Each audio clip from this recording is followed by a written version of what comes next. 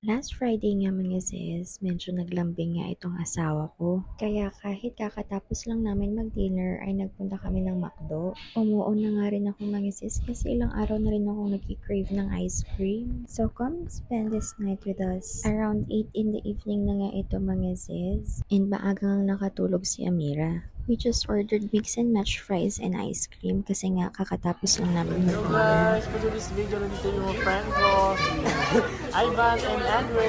Hi!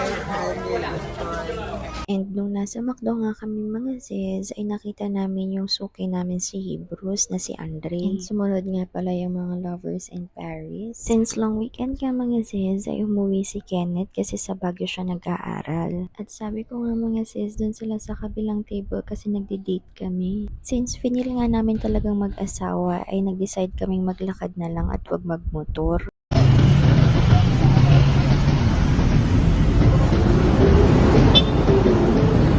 Aba, medyo mayabang nga itong kapatid ko mga sis at ilang beses nga daw siyang umikot for the feel na feel yarn. So that ends our Friday night. See you again next time. Bye!